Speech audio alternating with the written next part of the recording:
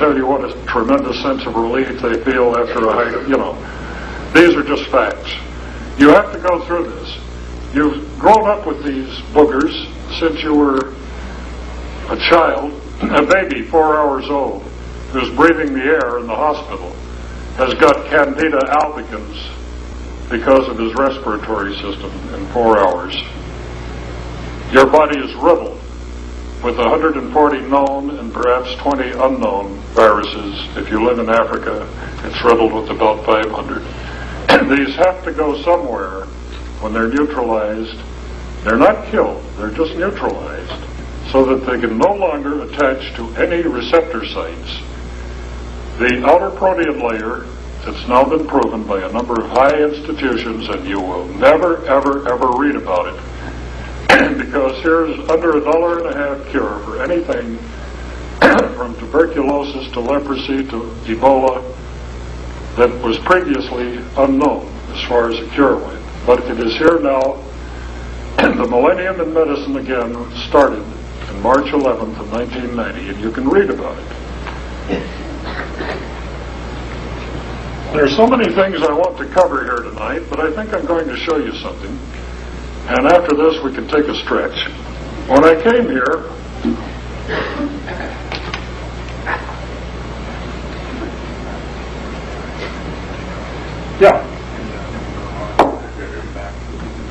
my mentor here, Mark, told him take a break. Oh, okay, take a break now, get some coffee. When we come back, we'll do some magic for you. We'll use this laser light to show you water before and after treatment. So, great. Yes. A couple quick announcements, please. I believe the cafeteria closes about 8:45. So if any of you want to run over and get a burger or something, or a couple hot dogs, that's the place to do it. The chemotherapy is free. That'll come a few years later. What the hell? So please, I do ask you a couple quick rules, folks. It is cold and it is wet. Please walk slowly. The room, as you can see, there's never been this many people in Guthrie Hall. So please take your time. There are cameras. There are cables.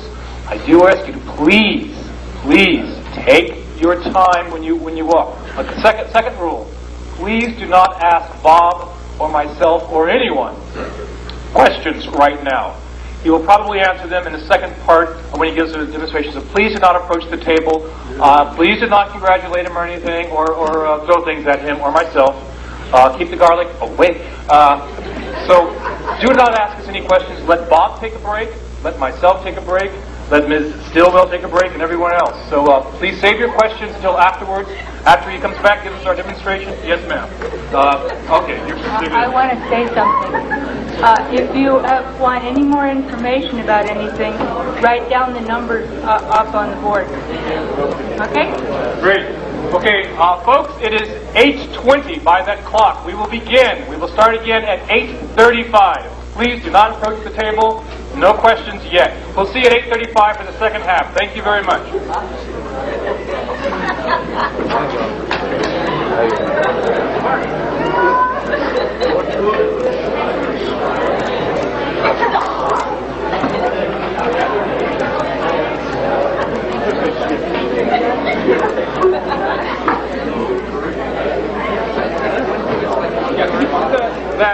The paper there. Anyone needs to sign in that are in any of my classes.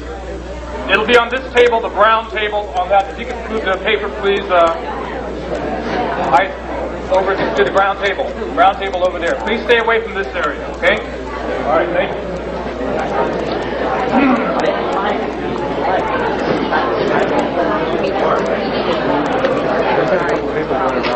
That's cool. We'll get them all. Are we still recording? Oh, yeah. Wow.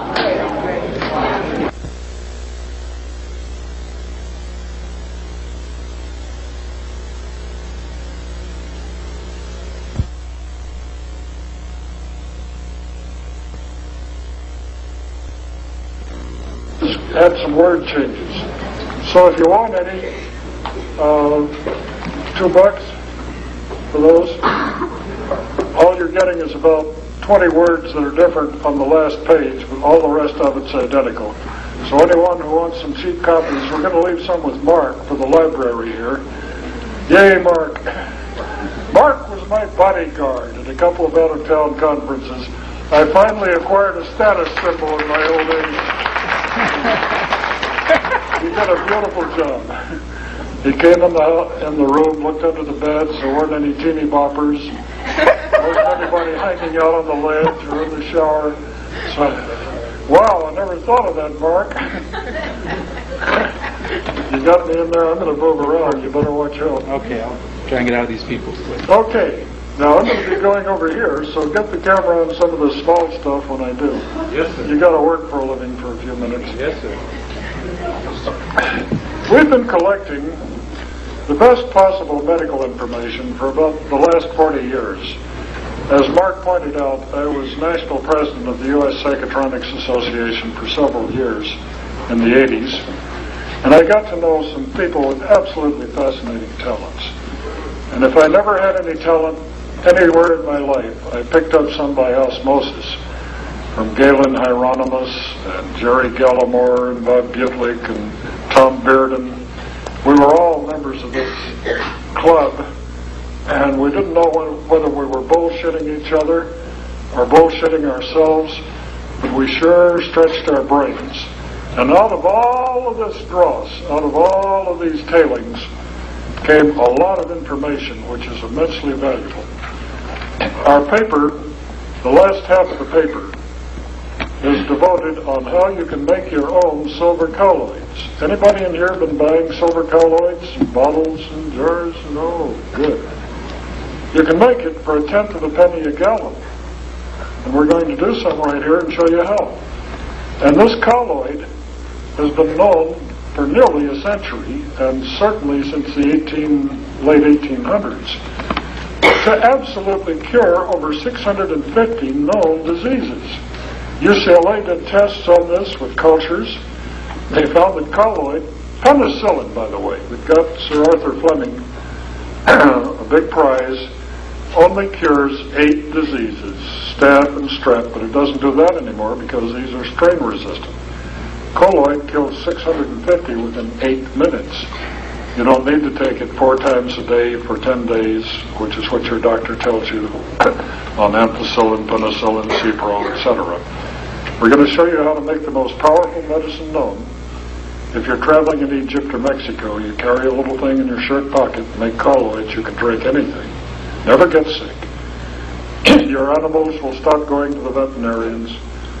The places I eat, the hostesses come up to me almost every day I eat there, and they have one of these take-out coffee polystyrene cups, and I make her free colloid. One lady was raising thoroughbred Persian cats. They'd been so inbred they were at the vet every month. The cats are totally healthy now. I haven't been to a veterinarian in over a year.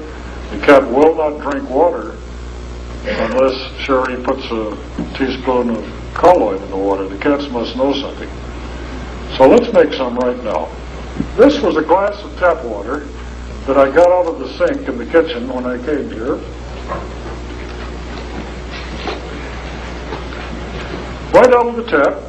I filtered it through a paper towel because it was so filthy. This is a lacer.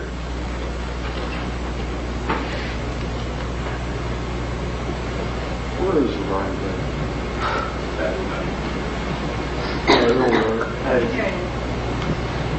I'm not going to let this light get into your eyes. I'm going to shoot it above your heads.